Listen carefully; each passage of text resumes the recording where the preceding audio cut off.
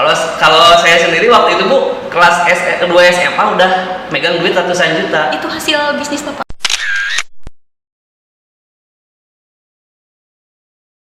Jadi harus jujur. Dan banyak pelaku bisnis mungkin Pak Wildan yang lebih tahu tentang pelaku, banyak yang ditutup-tutupi hasil dagangannya, ditutup-tutupi produk, oh ini mah belum nyampe modal nih, padahal sudah 50% atau mungkin sudah 100% kelipatan. Ini yang harus dipelajari oleh para pebisnis, apalagi yang usia-usia muda ya. Pemuda ini kan kalau ada uang gede, wah lebat nih tadi ya mana, itu terjerumus seperti itu. Lebat nih tadi ya mana, itu terjerumus seperti itu. Yang ketiga, yang keempat, yang terakhir ya, yang keempat, jauhi perkara yang diharapkan, jauhi riba. Ini merusak sekali karena banyak yang tanya-tanya, ngobrol-ngobrol, kalau minjem mah kumaha modalnya, kalau kita tidak minjem mah kumaha bisnisnya mau jalan, gitulah bahasanya, bahasa Sundanya. Kita tuh orang tuh modal kumaha bisnisnya gitu mungkin kita mulai kan bisnis perlu modal, perlu uang. Nah ini padahal ada sebuah kisah seorang sahabat Abdurrahman bin Auf. Mungkin teman-teman yang nonton juga mungkin sudah pada tahu Abdurrahman bin Auf, saudagarnya para sahabat, orang yang paling kaya di para sahabat dengan Utsman bin Affan radhiyallahu anhu. Dia orang kaya. Ketika Abdurrahman bin Auf di Mekah, dia orang yang kaya raya, luar biasa kaya raya, pedagangnya sukses. Tapi ketika ada perintah hijrah dari Nabi sallallahu alaihi wasallam, semua sahabat hijrah ke Madinah dan ditinggalkan seluruh hartanya. Lalu Abdurrahman bin Auf ya, dia datang ke Madinah tidak bawa apa-apa, tidak punya modal. Lalu Nabi sallallahu alaihi wasallam disaudarakan yang datang dari Muhajirin dari Mekah dengan Ansor, kaum asli dari Madinah, di persaudaraan. Kamu fulan dengan fulan, fulan dengan fulan, fulan dengan fulan, seperti itulah disadar. Dan Abdurrahman bin Auf dipersaudarakan dengan Sa'ad bin Rabi radhiyallahu anhu, sahabat yang mulia dari kalangan Ansor. Kamu Abdurrahman bin Auf, kamu sahabatnya, saudaranya Sa'ad bin Rabi. Waktu itu Sa'ad bin Rabi memberikan pilihan ya. Ini kunci keutamaan atau kehormatan seorang muslim ada dua, di izah dan ifah. Kehormatan dan kesucian. Kita ini punya kehormatan, punya kesucian, punya kehormatan. Jadi Abdurrahman bin Auf ditawarkan, bayangkan ditawarinnya Sa'ad bin Rabi punya setengah kebun kurma yang besar di Mekah, orang kaya raya. Kata Sa'ad bin Rabi, wahai Abdurrahman bin Auf ya, saya punya di Madinah ini setengah kebun kurma punya saya, kita bagi dua, kamu setengah, saya setengah, pengasihan silakan. Lalu Sa'ad bin Rabi tawarannya, ini tawaran yang tidak masuk akal mungkin di kita ya. Ini hadisnya riwayatnya sahih, riwayat Imam Muslim dan Bukhari. Banyak para ulama menceritakan bahwa kata beliau, saya punya dua istri ya, silakan kamu pilih yang kamu mau, saya ceraikan. Masa iddahnya selesai, maka silakan kamu nikah. Apa kata Abdurrahman? Sudah bayangkan kalau kita ada seorang sahabat kita tanya, misalkan saya ke Pak Wildan nawarin, Pak Rela, nih saya punya uang 50 miliar, kamu setengah, saya setengah. Luar biasa ini, besar, Masya Allah. Itu kenapa bisnis itu dari ilmu. Lalu apa kata Abdurrahman bin Auf, penawaran yang besar ini? Abdurrahman bin Auf tidak, tunjukkanlah saya pasar ya, tunjukkan pasar. Abdurrahman bin Auf tidak punya apa-apa di Madinah, lalu dia hanya menunjukkan pasar. Tunjukkanlah pasar, lalu Abdurrahman bin Auf lihat, seperti Pak Wildan tadi, tidak hanya disimpan di otak saja, tapi action, do it, kerja langsung, dipraktikkan langsung. Abdurrahman bin Auf langsung datang ke pedagang cangkul, lalu saya negosiasi, ini saya beli cangkulmu tapi dengan waktu tertentu, nganyuklah bahasa kita nama. Kita berhutang dulu, nanti 1 minggu kemudian saya akan bayar. Waktu itu benar-benar hanya bermodal cangkul, lalu datang ke kebun kurma, lalu dia tawarkan diri, ini kebun biar saya yang ngurus kebun kurmanya dicangkul, dipetik, langsung 1 minggu kemudian dia datang punya modal dan dibeli cangkulnya. Dia orang sahabat, seorang yang sudah berilmu, dia tahu apa yang dia lakukan dan tidak perlu dengan hal yang Allah haramkan. Allah ini maha baik, tidak mungkin Allah memberikan sesuatu yang haram ini merugikan kita.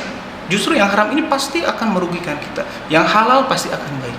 Jadi sumber yang modal bisnis yang terbaik ini adalah sumbernya yang harus halal. Yang kedua sistemnya, yang ketiga produknya yang harus halal. Jadi itu beberapa tips yang mungkin bisa jadi pegangan untuk pemula, mungkin anak-anak khususnya di DBHS nih, anak-anak yang ingin jadi pebisnis, sumbernya yang harus kita halal. Jangan sampai nipu, jangan sampai ini akan berefek kepada hasil dan ini pasti teman-teman yang merasakan bahwa yang terjerumus kepada hal yang riba tadi pasti akan berat. Karena Nabi SAW bersabda dalam hadis sahih riwayat Al-Hakim, ini ancaman yang besar orang yang pelaku riba. Apa kata Nabi SAW? 1 dirham riba lebih berat dosanya di sisi Allah daripada 36 kali berzina.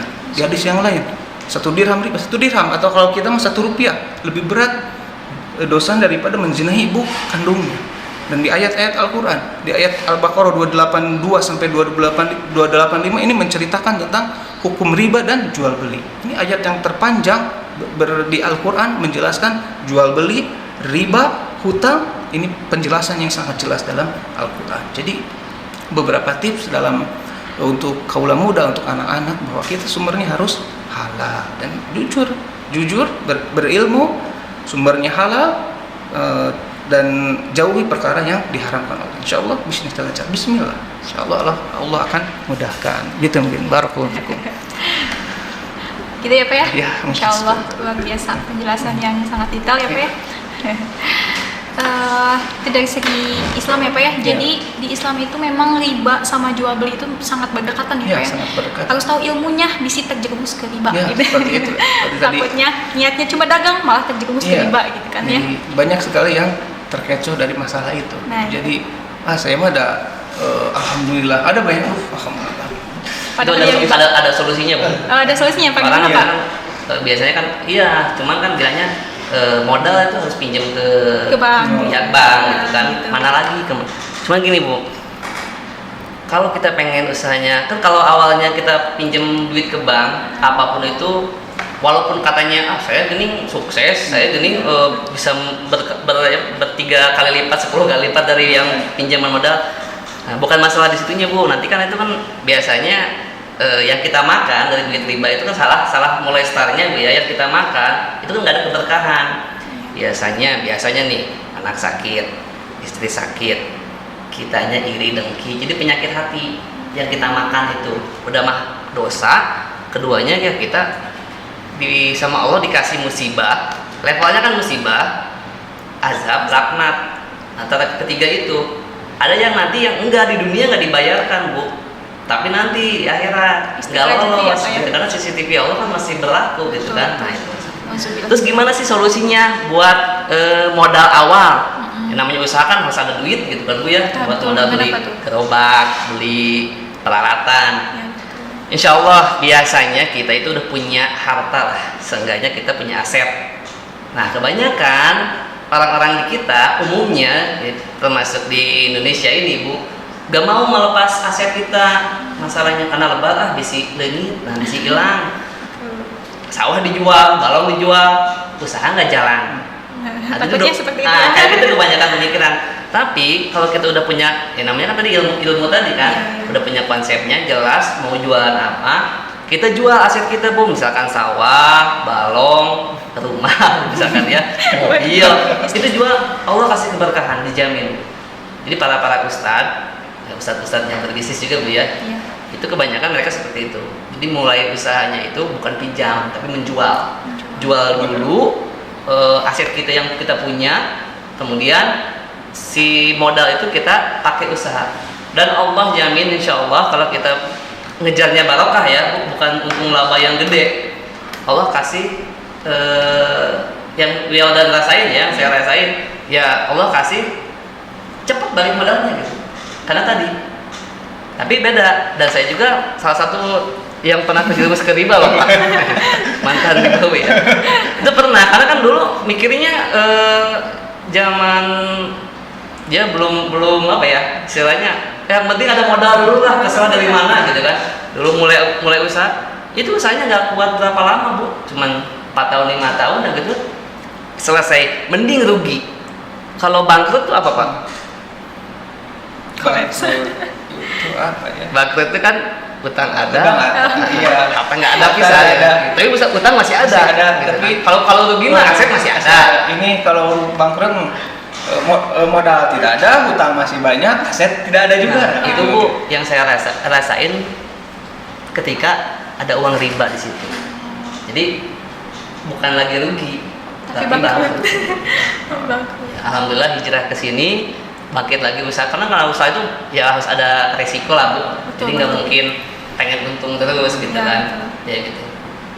Tuh yang tadi berhubungan dengan modalnya yang dari mana sih mulai awalnya, kita jual dulu apa yang kita punya. Insya Allah berkah, balik modal insya Allah di tahun kedua, tahun kelima, apalagi tahun ke-10 cabang udah di mana-mana.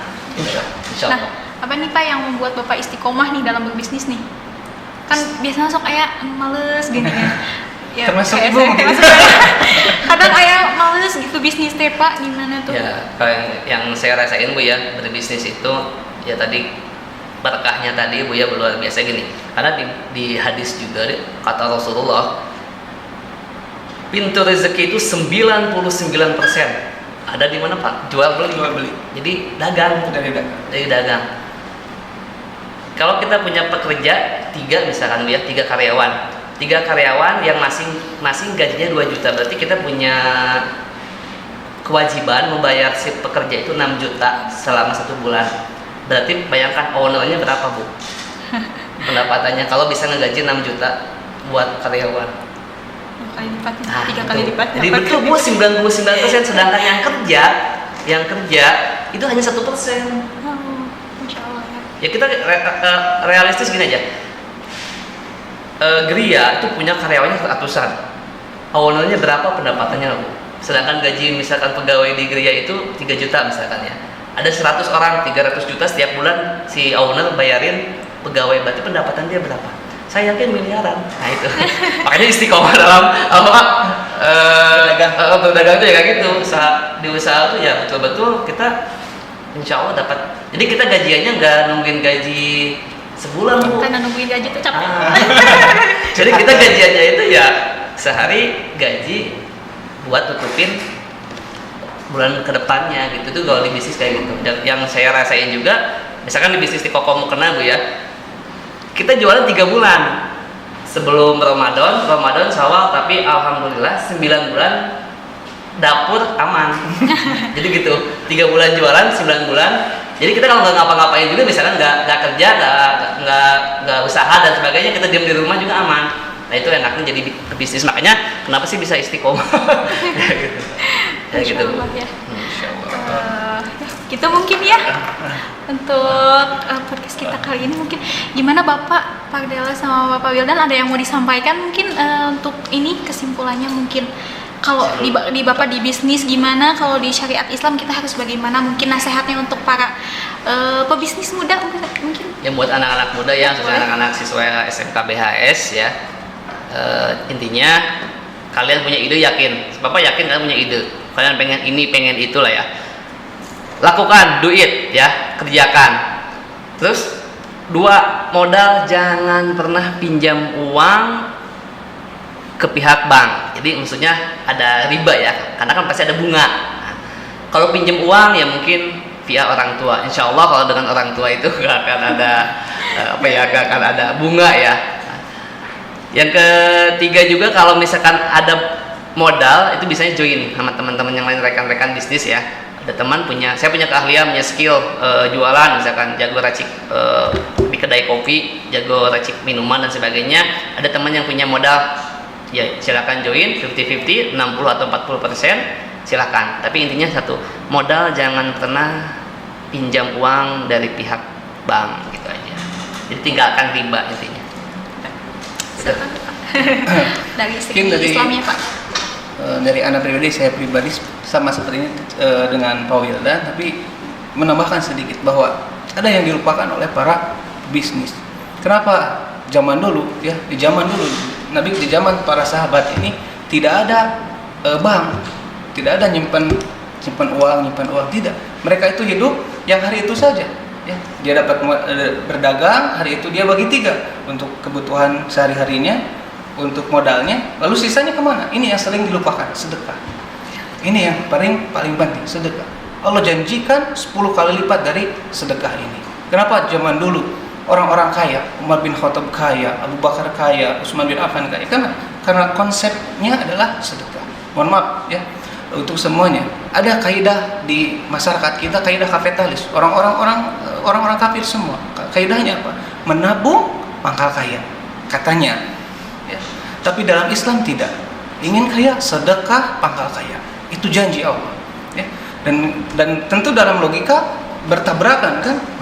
Kumaha kaya, sedekah kan dikeluarkan uangnya. Kumaha kaya, sedangkan nabung sesuai dengan logika kita. Nabung pengen kaya ya nabung. Ya. Bukan nggak boleh nabung, bukan. Tapi kebanyakan orang dia nabungnya tidak ada kepentingan. Ya, nabung numpuk, setelah itu meninggal kemana kena hartanya jadi warisan. Ya. Jadi intinya ini yang paling penting itu sedekah. Ada 2 tips yang paling penting, nasihat yang penting untuk pebisnis dan untuk kaula muda adalah sedekah. Nah, sedekah ini dibukakan pintu rezeki dari mana? Banyak keutamaan orang yang bersedekah. Ya, banyak sekali. Sampai kan Allah janjikan 10 sampai 700 kali lipat pahala sedekahnya. Ya, dan janji Allah itu pasti. Inna kalau tuhibul mi'ad, janji Allah itu tidak akan berbohong pada janjinya, pasti. Allah akan ganti. Tapi yang banyak orang yang keliru ketika dia bersedekah ini, dia berpikir bahwa hasil sedekahnya ini berupa uang lagi, duit lagi. Padahal tidak. Konsep rezeki dalam Islam ini tidak duit, tapi konsep rezeki adalah segala sesuatu yang untuk kebutuhan makhluk. Ini rezeki. Ini mata bisa melihat, ini rezeki, telinga bisa mendengar, ini rezeki udara. Bayangkan, Bu, artinya semuanya. Kalau ini oksigen yang kita hirup ini suruh bayar, nggak ada yang kaya. Ya, nggak ada. Yang orang yang kaya raya pun sulit. Oksigen ini berapa kali kita menghirup oksigen? Ya, ini Allah gratiskan. Dan mata kita yang bisa melihat ini nikmat yang ini rezeki yang luar biasa. Ini yang dibalik. Ketika kita bersedekah jangan sampai berpikir ya bahwa gantinya ada uang juga, tidak. Mungkin kita disehatkan 1 tahun, mungkin diselamatkan dari sakit, mungkin diselamatkan dari musibah besar, ini mungkin dari balasan dari sedekah. Tapi intinya supaya harta kita berkah, bisnis kita berkah, maka bersedekah. Itu yang paling banyak sekali kisah-kisah orang yang bersedekah ini banyak. Ya, Abdurrahman bin Auf sedekahnya luar biasa. Sampai Abdurrahman bin Auf ketika di zamannya Abu Bakar As-Siddiq radhiyallahu anhu, bisnisnya dia punya keuntungan 1 peti emas. Bayangkan 1 peti. Dia bingung satu malam, lalu datang ke istrinya. Ya. Ini bayangkan dengan umuhat kita, ahwat-ahwat kita sekarang. Dulu ketika Abdurrahman bin Auf dapat uang 1 peti emas, dia tanya ke istrinya. Istrinya tanya, "Wahai Abdurrahman, kenapa engkau bingung?" Kata Abdurrahman, "Saya baru dapat keuntungan 1 peti emas. Ini mau saya dimanakan?" Lalu istrinya tanya, "Apa rencanamu?" Kata Abdurrahman, "Saya ingin sedekahkan semuanya." Bayangkan Bu, kalau suami ibu dapat uang 1 miliar, tanya, mereka di kamar kan uang, saya sedekahkan, jatah saya. Tapi 100.000 aja yang celeng di masjid susah. Ini luar biasa. Susah. Ya, itu dengan apa? Dengan ilmu, dengan keyakinan. Lalu disedekahkan, besoknya datang 2 peti emas dan seterusnya, itu ganti. Dan Allah itu tidak akan memungkiri janjinya. Jadi untuk para pelaku bisnis, jangan lupa sedekah supaya bisnis kita berkah. Ini yang kedua, yang terakhir adalah berbaik sangka kepada Allah Subhanahu wa taala. Berbaik sangka. Jangan sampai tapi seperti tadi Pak dan kita sepakat, saya kan modal saya sudah halal, sistemnya sudah halal, produk ternyata tiba-tiba saya bangkrut. Kenapa ini? Berarti itu pembicaraannya bohong. Tidak. Justru Allah ingin menguji keimanan, atau mungkin ada hal yang baik di sisi lain. Ada kisah nyata, ibu bahas semuanya di saudara kita di Malang. Dia ini pedagang bakso. Ya, ini banyak di YouTube diceritakan oleh para ustaz-ustaz kita, astazid kita, bahwa ada seorang pedagang bakso. Dia ini tinggalnya rumahnya ini agak masuk ke sawah, jalannya kecil. Lalu dia orang beriman, dia tetap sholat malam, dia jaga kehidupannya di trek agama lah. Dia istiqomah di trek agama. Suatu saat si pedagang bakso ini mau hendak berdagang, ya setelah sholat subuh dia bersiap-siap seperti umumnya dagang, lalu dia pergi. Ya. Tiba-tiba ketika mau pergi berdagang, si angkotnya atau mobil yang nunggu di kampung itu, karena di kampung itu mobilnya hanya 1, pagi berangkat, sore pulang, hanya itu aja. Waktu itu karena buru-buru, si pedagang bakso ini lari lalu terjatuh ke sawah, jatuh, baksonya amburadul, ya, baksonya rusak lah, ya. Baksonya rusak. Lalu si angkot ini yang membawa ke pasar, ke kota, pergi. Lalu si pedagang bakso ini menggerutu lah, ngeluh. Ya Allah, kenapa hari ini saya makan apa? Ngeluh lah, berburuk sangka kepada Allah Subhanahu wa taala. Lalu si orang ini pergi lagi ke rumah, nggak jadi dagang karena baksonya rusak. Lalu dia ngeluh, ya Allah kenapa gini, kenapa saya kan sudah berburuk sangka lah kepada saya mau makan apa. Dia ragu dengan janji Allah, ya, janji Daud, sangat ragu bahwa dia berdagangnya jadi gagal. Lalu tiba-tiba sore harinya, karena dia istrinya belum makan karena tidak dagang kan,